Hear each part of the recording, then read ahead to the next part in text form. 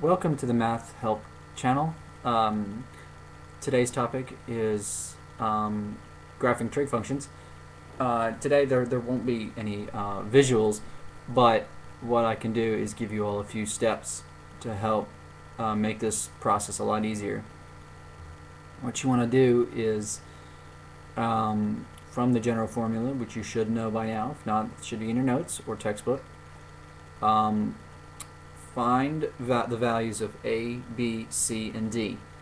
A will represent your amplitude. B and C will affect both the phase shift, which is the left to right movement, and the period.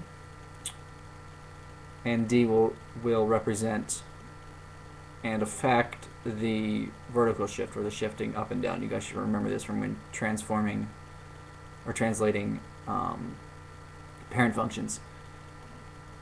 Okay, to calculate the amplitude, it is just the absolute value of A.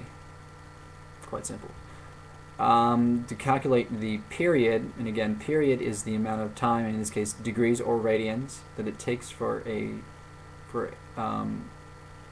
function like sine and cosine to complete one cycle. And cycle is going from its baseline, or it's called its sinusoidal axis, to a maximum and to a minimum, and then returning back to its original position. For sine and cosine, that period is 2 pi. So to calculate the period, you just divide the original period, 2 pi, by the absolute value of b. The phase shift is just c over the absolute value of b. And then d is just, that's the phase shift, or the vertical shift. Okay. Now that we have all this information, what you want to do now is graph the original function, the original parent function. If you don't remember how that's done, then you can look in your textbook, because the values that are on the x-axis will be affected for the most part. Okay, now what you want to do is draw a table. You'll have 3 columns. The original one is the original angles, the ones that are on the axes, on the x-axis. And the x-axis angles should be, in radians, it'll be 0, pi over 2, pi, 3 pi over 2, and 2 pi. And for those of you who rather work with degrees, it's 0, 90, 180, 270, and 360.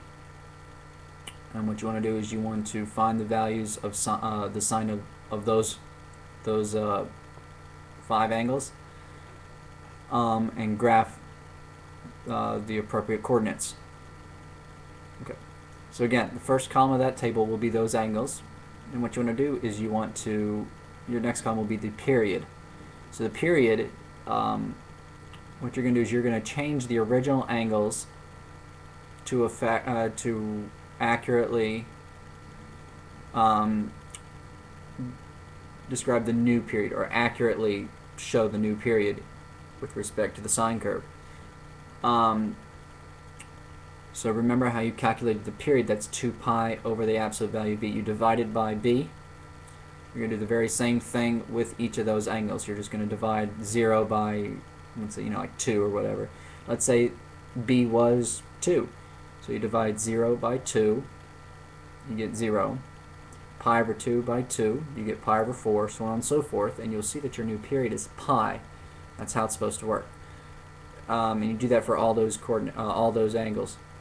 And then what you do and then the next column, the last column, is the phase shift. The phase shift. And you just look at the c over absolute value of b, and you're going to add or subtract whatever the sign, sine, S-I-G-N, not S-I-N, sorry. Whatever that sign is, and you're going to add it to the angle in the next, under the period column. You're going to add that phase shift to the period column angles. Now what you have after you do this is you will have a list of angles. Those angles are the will be the new angles on that sinusoidal axis. Okay, so you'll write those down, and then you're just going to essentially graph the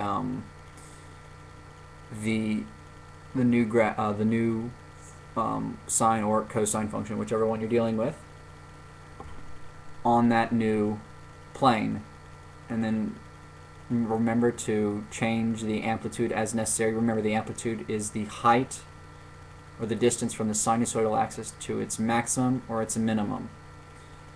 And then the vertical shift is just, again, shifting that sinusoidal axis up and down, and the graph goes with it. So what you do to graph the new angles is you just look at your very first angle for your new graph, see what the original angle was, and then go back to your graph to see what you plotted for that original angle. That same coordinate will be plotted for your new angle. And you just do that for all of them. If you guys have any questions, please comment and rate. I appreciate it. Thanks for watching.